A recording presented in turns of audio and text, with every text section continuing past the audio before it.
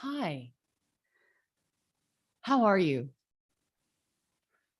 My name is Hance, and I'm here with our collective I Ching reading for this weekend. So, in the past few readings, we've had a lot of yang energy um, in keeping with the time of year in the Northern Hemisphere where spring is emerging, things are budding out. And now that some of that initial exuberance has expressed itself, we have a very interesting reading for this weekend, another single hexagram reading, nice and clear and focused. This weekend's reading is hexagram 12, delta. So the delta is the fertile space where the river meets the sea, a space of replenishing change. Nothing is forced in the delta, but twice a day the tidal river flows backwards, and this power changes the landscape. Fuxi, who first wrote down the I Ching, had only his sister consort Nuwa for company. They were alone in the world, and so Nuwa made the rest of humanity out of clay, out of the earth. You are being called now to notice how you emerge from the body of the earth, how your own hands are led to shape you. It is much the same way the yin and yang lines come together to form the hexagrams. Your hands and the earth, your body and the earth. The delta is where the river meets the sea. Your vulva is where your womb meets the world. Meet yourself here in this rich soil.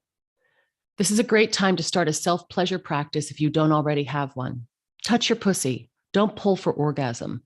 Let the erotic sensation permeate you. Hold the sensation of being fully alive, absolutely lit, without needing it to stop. I did that actually with the women in my fuck suffering group last night.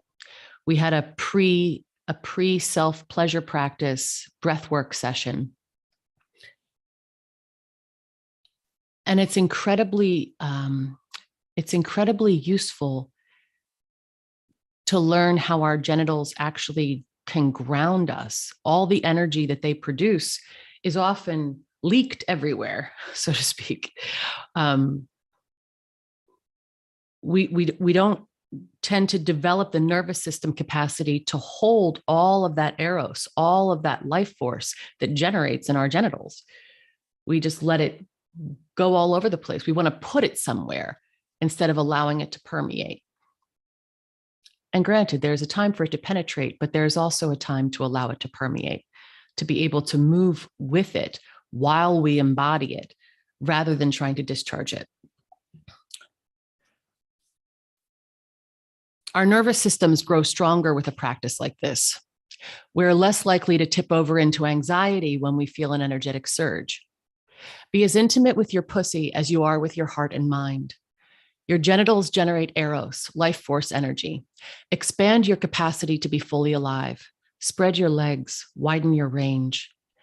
Delta is the mathematical symbol for change. The original Greek letter is a triangle. The river spreads out in a triangle as it meets the sea, like the mons pubis. Its mouth expands as its flow is reversed twice daily with the tides. Your womb also ebbs and flows. If you haven't noticed, this is quite a yin hexagram, which makes sense given all of the yang energy that we've had. So now we're swinging back. Your womb ebbs and flows. You contain this. You belong to this. There's a lot to say about belonging in this sense too. Consider also the Delta variant of COVID-19 that has shown us how vulnerable we are. Despite our scientific and technological prowess, we are still of nature. Sloppy, bloody, muddy. We begin again in the wet womb of no thing where everything becomes. We are still our mother's children, one family. Sibling rivalries only distract us. The delta envelops much. It's the homing signal made material. The delta invites you to discern when replenishment seeps into stagnation. Can you tell the difference between replenishment and stagnation? We often label both depression, so it becomes rather challenging to make that discernment when we are so quick to pathologize it. But I would encourage you to get deep enough into your body that discernment is easily sensed, that felt sense of the difference between replenishment and stagnation. we want to call it depression or laziness. And there's a lot of value in there that we miss when we jump to those labels so easily.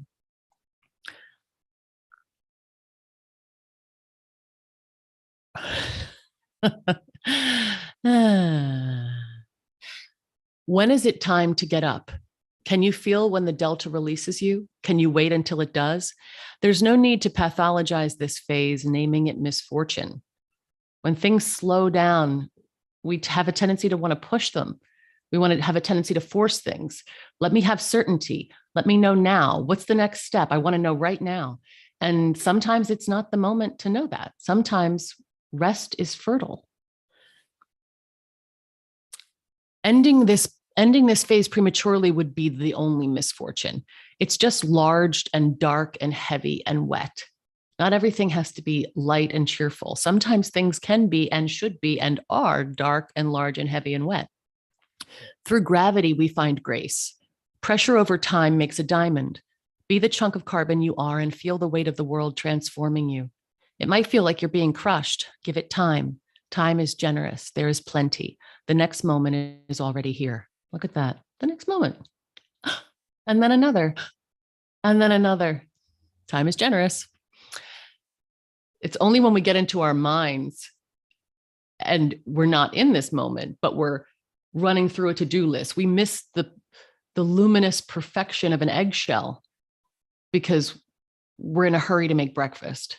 You know, we just want to make that omelet and then think about all the things that come after breakfast. And we totally miss the thing that's right here in our hands, so smooth and luminous and perfect, round and eggshells. Eggs are gorgeous. When was the last time you noticed? What phase is the moon in? Hint, full moon this weekend. Ripening. And this hexagram is part of that ripening process. All the activity that's been coming to fruition. Now just like noticing it from a position of being face down in the cool delta mud. Nothing here can be rushed. You can't claw your way out. The delta moves in its own way, in its own time, like everything feminine. It shapes the land and follows the shape it has carved like you do. It's time for you to be in this place, guided by the muck of the wetlands without judgment. Your body is shaped by the causes and conditions that you are co-creating. You are co-creating. Learn how to flow around obstacles like the river coming closer to the sea. Time is a great solvent, almost as good as water. Like the river, follow the path of least resistance and shift even mountains with ease. Slow is powerful. Slow is regnant. Flowing down from big self into little self and through the body, delta is where skin touches earth, sky, ocean, river all at once. You're learning what your body can hold and how to expand your capacity through knowing when to rest. Do you confuse replenishment and laziness? When you don't want to get out of bed, are you sure that you're depressed? Can you meet laziness with self-compassion? How about craziness? Can you love it? Can you show it the respect it deserves? Can you go down deep inside it with reverence? There's no need to judge yourself. You're in the space of feminine replenishment. Welcome it. We demonize that which isn't productive. This is what our cultural conditioning brings. This is where psychological and spiritual fitness diverge. Spirituality requires the dark. Psychology fears it. Psychology has become a branch of economics with its focus on productivity.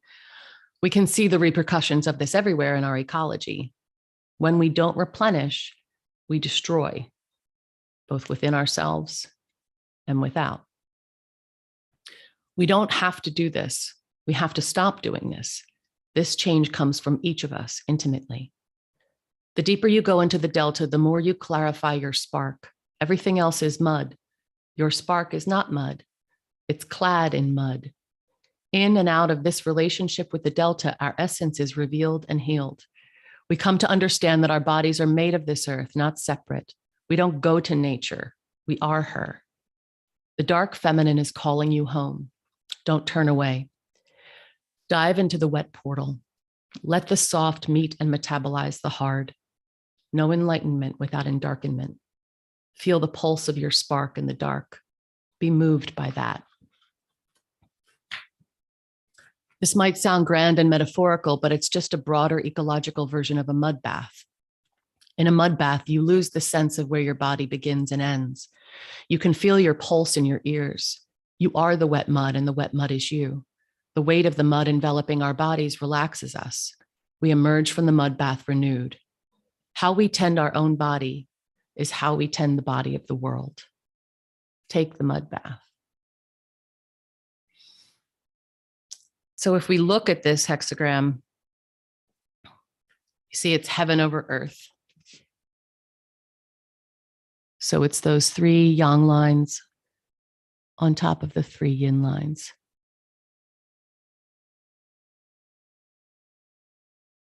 So there is a strange balance there, although hexagram 11, which is this reversed, it's earth over heaven, confluence. That's usually a hexagram that people are happier to see. This one is often translated as stagnation. But I think that's actually coming out of years of Confucianism and the fear of the yin. The yin does slow things. It does pause. It does decay. It does stagnate when it resists the bright yang penetration. Yin alone is not productive, but yin alone magnetizes life. It is the force of attraction. It is magnetism. It is that homing signal that we feel in our blood, like a butterfly going to Michoacan on a journey that it never made before, but it's following song lines. It's following the generations before it. It's following not only its genes, but a bigger